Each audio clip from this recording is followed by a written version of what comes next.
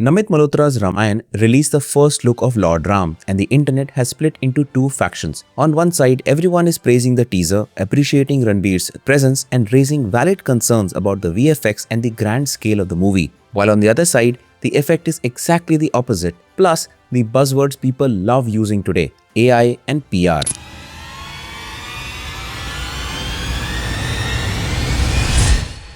Now personally, I liked the teaser. I shared my opinion in this video, and just like everyone, I too saw problems, but I don't want to repeat the same stuff. Instead, I want to draw your attention to two major problems that Ramayana will face leading up to its release, and Ranbir Kapoor as Lord Ram will be the least of the problems.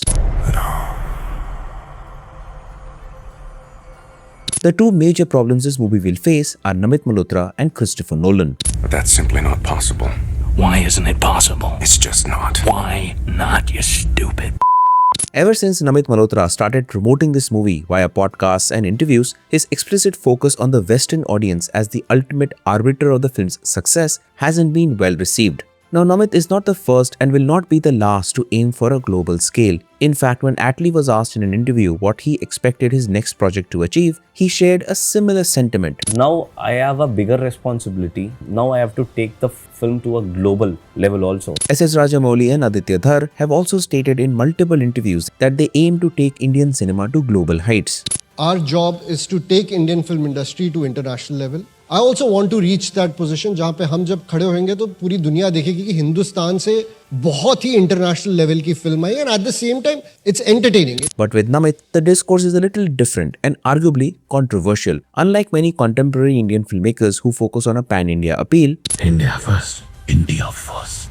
Namit has stated that he considers the project a failure if it does not resonate with the Western audiences. This metric suggests a strategic pivot away from the domestic safety net of a religious epic. Namit argues that while the Indian audience possesses an inherent emotional and cultural connection to the Ramayana, the true challenge and the project's primary goal is to present the story in a visual and narrative language that is competitive with the highest levels of Hollywood. And it didn't surprise me that the teaser launch of Lord Ram took place in Los Angeles rather than Mumbai, where Namit Malhotra lives. Now you will ask, that's sure, Namit Malhotra might be a problem, but why Christopher Nolan? Well, this July, Christopher Nolan is coming out with his next movie, The Odyssey, a movie rooted in Greek mythology that chronicles the arduous 10-year journey of Odysseus, the king of Ithaca, as he strives to return home following the decade-long Trojan War. I must add that the Odyssey too has been called out for historical inaccuracies, especially with respect to cultural representation, armor and ships. But when it comes to the technical aspects, no one will dare question the movie, because Nolan is creating history with the Odyssey.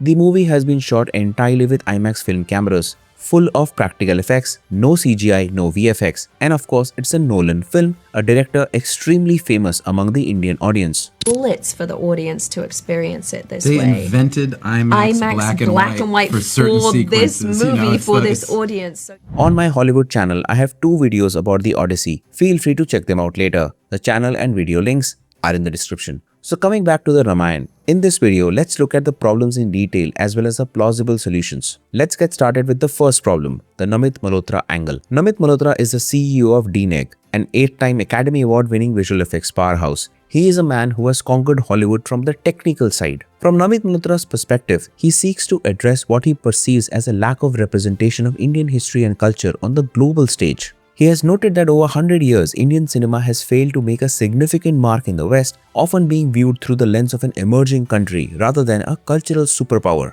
By positioning Ramayana as a global film from day one, Malhotra intends to use the story of Lord Ram to demonstrate that Indian cinema can offer everything found in the biggest Hollywood spectacles.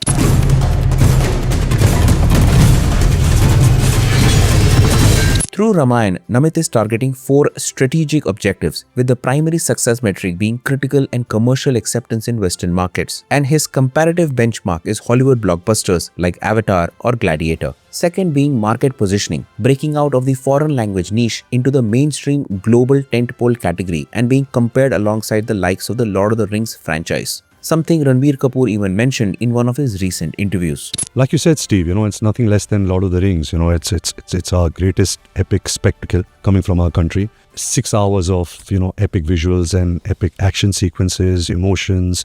Third being cultural diplomacy, presenting the Indian legacy as an universal gift to the world, similar to the likes of Norse or Greek epics. And lastly, the audience reach, aiming for the 2.5 billion people globally who have a connection to the story by marketing it as a universal human story that transcends borders, which the Ramayana definitely is, no doubt about that. On paper, these objectives sound great, and the Ramayana as a story has the potential to achieve all of this. But as a producer of India's most sacred epic, Namit's greatest strength, his global perspective, is becoming his biggest liability. In a recent interview with the LA Times, Namit made a statement that set the Indian internet on fire. He said, "In my mind, if people in the West don't like it, I consider that as a failure. It is meant for the world." He followed that up by saying, "I am not trying to make it to appease Indian people in India." Now think about the optics of that. You are taking a story that is the heartbeat of 1.4 billion people, a story that defines our dharma. The Ramayana title card literally says, "Our truth, our history." This is the validation trap. Critics on Reddit are already calling this out as a colonial hangover. While filmmakers like Rajamouli and Attlee believe in the global through local strategy, making a film so authentically Indian that the world has to watch, Namit seems to be pursuing a global-first approach. He is designing the film to be competitive with the Hollywood spectacles like Gladiator and Avatar. But in doing so, is he stripping away the soul that makes Ramayana special? One user on a Reddit thread put it perfectly. Parasite didn't become a success because it was obsessed with appeasing Western audiences. It did the opposite by showing a story as rooted as possible. By treating the Ramayana as a global product rather than a civilizational truth, Namit risked creating something that is technically perfect but emotionally hollow. And then there's the PR machinery. Namit has been everywhere. Podcasts, business summits, launch events. He's selling the scale. He's talking about a budget of 4,000 crores. He's talking about Brahma AI lip sync technology that will make Ranbir Kapoor appear to speak fluent English, Spanish and Japanese. But here is the problem. When you sell the tech more than the tehzeeb, which is the culture, people start looking for flaws in the tech. Now, I am not a VFX expert, and to be honest, those aspects don't make or break a film for me. For me, Adipurush didn't fail because the VFX was bad. It was bad, no doubt about that. But the whole cinematic journey, right from characterization, presentation, dialogues and emotional resonance, was poorly executed. So when shortly after the Lord Ram teaser released, social media got flooded with complaints about AI slop, PS4 graphics and inconsistent detailing. It made me wonder about the 4,000 crore budget as well.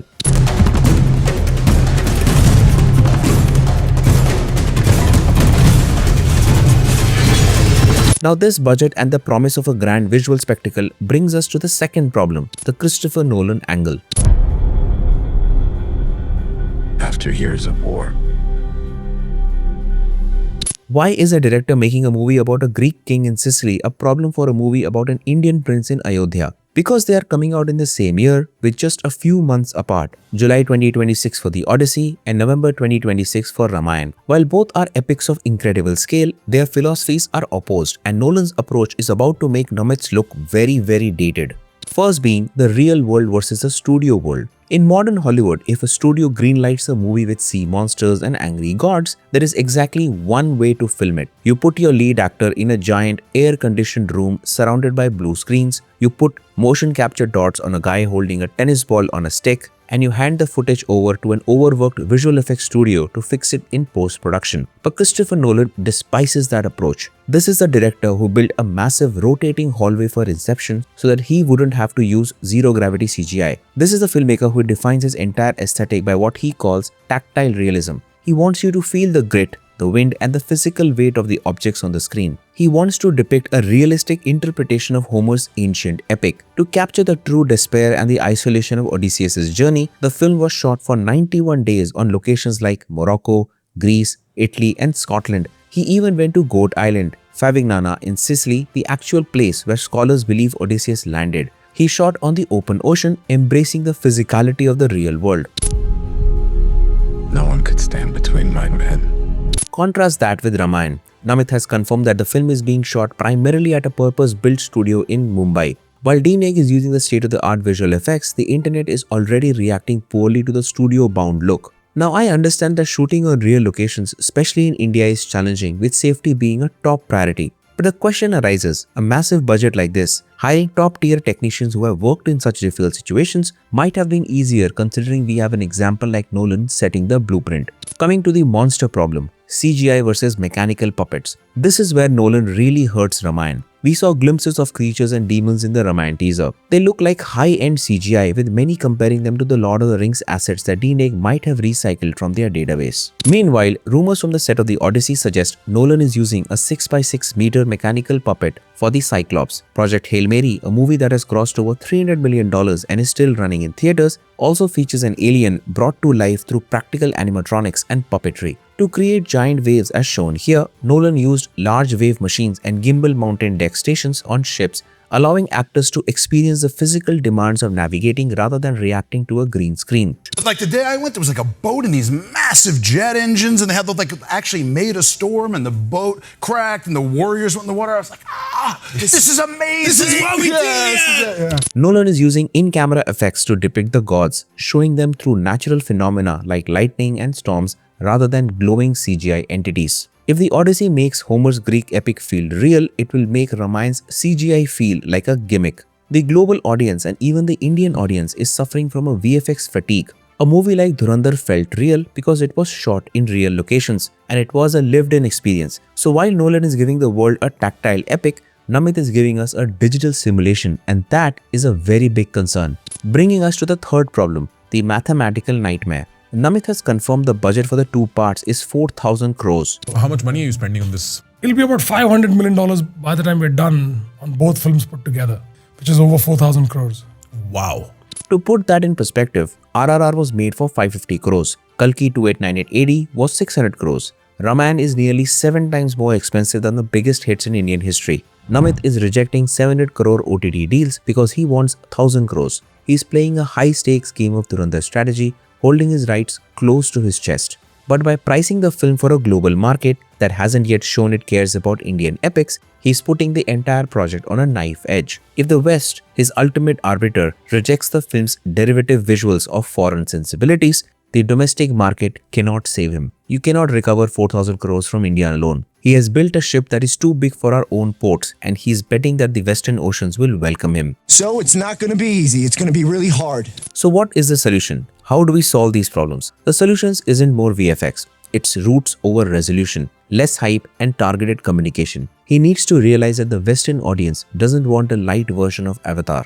They want something they don't have. The raw, unfiltered spiritual power of the Ramayana. He needs to pivot from global scale to emotional scale. He needs to show us that the 4,000 crores wasn't spent on AI lip sync, but on capturing the purity and simplicity that Ranbir Kapoor keeps talking about. Nitesh Tiwari, in one of his interviews, said something that felt more connected. Ramayana is going to take you on a roller coaster ride of emotions, and on top of that, a few very, very valuable life lessons. And he is right. The Ramayana is full of emotions and so much more, and hearing the director say this gives me confidence in the project. Because rest assured, when Ramayana releases, people will talk about the VFX, the lack of practical sets, the studio-like feeling. But if the movie can deliver on the emotion, on its core subject matter, then that will be the standout achievement. If the communication from now till the release is more India-focused, the over-the-top hype is controlled, and the communication is targeted to a few events and not every other podcast interview, then yes, with Nitesh Tiwari in the director's chair and Ranbir Kapoor as Lord Ram, this might all work out fine. You're goddamn right. I hope this video reaches the makers. Please share this video for it to happen and let me know in the comments what you think of these problems and solutions. Don't forget to check out the links to the Odyssey videos in the description. Please subscribe to this channel for more such videos and check out a reaction video of the Lord Ram teaser right here. Thanks for watching, and I'll see you in the next one.